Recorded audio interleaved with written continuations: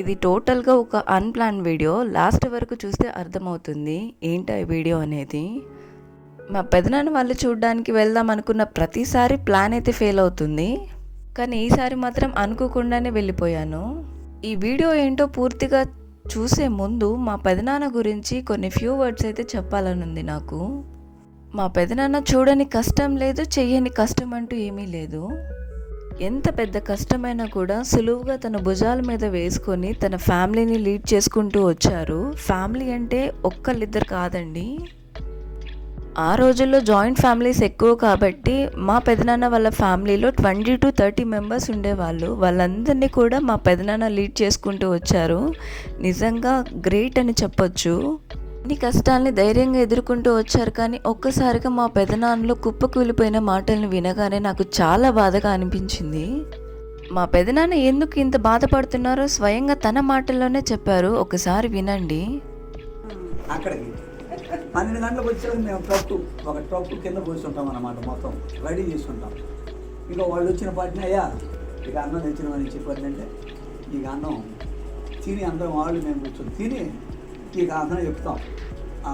వాటి మీద అరాళ్ళ మీద కూర్చొని ఇక సాయంత్రానికి సుతులతో ముగ్గురిని ఆ ట్రక్కు కొట్టేస్తాం.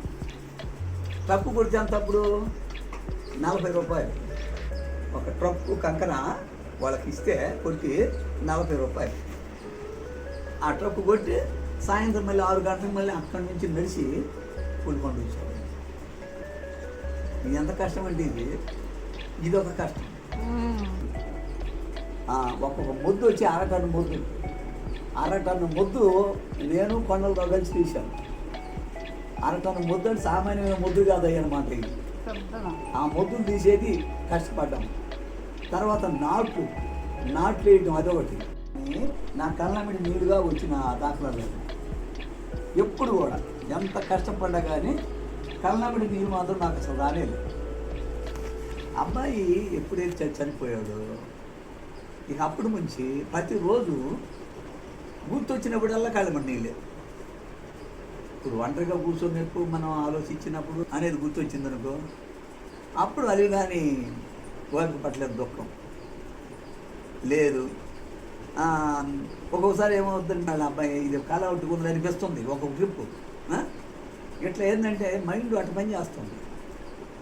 ఈ బాధ వేరు, ఇన్నాళ్ళు అనుభవించినటువంటి బాధ అది బాధ అంత బాధ అనిపించలే.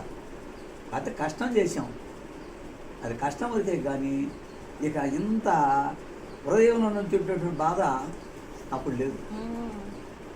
ఇప్పుడు అంత బాధ అన్నమాట. ఈ కొడుకు చచ్చిపోయింది. ఈ కొడుకు చచ్చిపోవటం యాక్సిడెంట్లో, వాళ్ళ కూతురు భర్త చచ్చిపోవటం, ఇద్దరు కూతురు పిల్లలు ఇద్దరు కొడుకు పిల్లలు వచ్చి ఇంట పడితే ముసలోళ్ళు భార్య భర్తలు వాళ్ళకి ఈ టైంలో వాళ్ళు నాకు చెప్తుండేవాళ్ళు. ఆయన నాకు స్నేహితుడిగా చిన్నప్పటి నుంచి స్నేహితుడిగా ఉన్నాడు ఆయన. నాటకాల ఫీల్డ్లో మేమిద్దరం ఉన్నమాట. అయ్యా నేను ఏం చేసినానయ్యా దేవుడికి ద్రోహం. అమ్మాయి వచ్చి ఇంటపడి ఉంది, ఇద్దరు పిల్లలు ఆడపిల్లలు. మరి కొడుకు చచ్చిపోయాడు. కొడుకు చచ్చిపోతే ఇద్దరు ఒక పిల్ల ఒక పిల్లోడు. నేను ఇప్పుడు ఏం చేయాలయ్యా? నేను ఇప్పుడు వ్యాపారం కూడా చేసుకోలేకపోతున్నాను. అంతకుముందు ఏదైనా టిఫిన్ సెక్షన్ పెట్టు. మీరు దేవుణ్ణి కసి గుర్తిరిగి దేవుణ్ణి అనుకుంటుండండి. ఈ విధంగా జరుగుద్ది. ఇంతమంది పిల్లల్లో ఇదిగో ఈ అమ్మాయికి ఈ విధంగా జరుగుద్ది అనేది లిఖించేస్తాడు.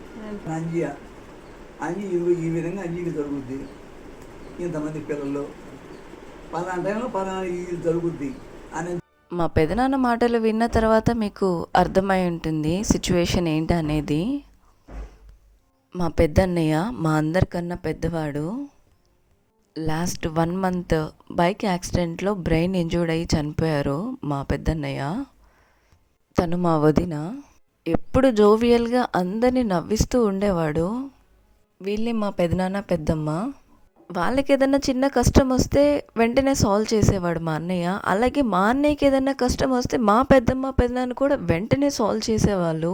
ఇంత ప్రేమగా ఉండేవాళ్ళు. ఇలాంటి టైంలో అనిపిస్తూ ఉంటుంది దేవుడు ఎందుకు అప్పుడప్పుడు మంచి వాళ్ళకి అన్యాయం చేస్తాడేమో అని. నిజానికి ఈరోజు మా ఫ్యామిలీస్ అన్నీ కూడా ఒక మంచి వ్యక్తినైతే కోల్పోయాము. మా అన్నయ్య బిజినెస్ చేస్తూ ఉంటారనమాట. మా అన్నయ్య ఎలాంటి వ్యక్తి అంటే, ఒక చిన్న ఎగ్జాంపుల్ చెప్తాను. తన దగ్గరకు వచ్చి ఎవరైనా అడ్రస్ అడిగితే, ముఖ్యంగా ఓల్డ్ పీపుల్స్ తన దగ్గరకు వచ్చి అడిగితే వాళ్ళని వెళ్ళి బైక్ మీద డ్రాప్ చేయడమో కానీ, లేదంటే వాళ్ళని వేరే ఊరు పంపించాలి అంటే బస్సులో ఎక్కించి ఛార్జ్ మరీ ఇచ్చి పంపించేవాడు. ఎందుకో తెలియదు కానీ మా పెద్దయిన నాకు చాలా మోస్ట్ కనెక్టెడ్ పర్సన్ అనమాట. తను హాస్పిటల్ బెడ్లో అంటే తణుకులో తనని అడ్మిట్ చేశారు. అక్కడే యాక్సిడెంట్ అయింది. అక్కడికి వెళ్ళి చూసినప్పుడు ఒక్కొక్కరిని పంపిస్తారు కదా విజిట్ చేయడానికి.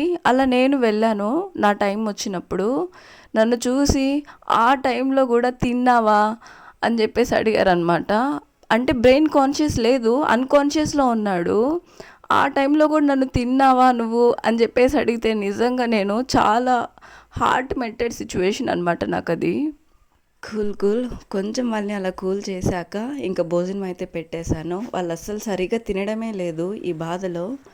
నేనే వండుకొని తీసుకొని వెళ్ళాను మా పెదనాన్న వాళ్ళకి తృప్తిగా పెడదామని చెప్పేసి. వాళ్ళు ఈ బాధలో తినడం కూడా మర్చిపోయారు అనిపించింది. సమయానికి అది జరగల.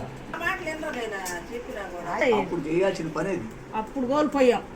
అప్పుడు చేయాల్సిన పనిలో నేను అనుకుంటుంది ఏంటంటే, ఆ డాక్టర్ ఏం చెప్పిండంటే 7 రోజులు 8 రోజులకి తీసుకురండి, ఏం రాదులేమని చెప్పి అలాంటి కొడుకులు వాళ్ళ మీద లేకుండా పంపించేశారు. వచ్చాం. నేను అట్టనే కావాలని నేను అనుకుంటున్నా. కొంచెం సూక్ష్మ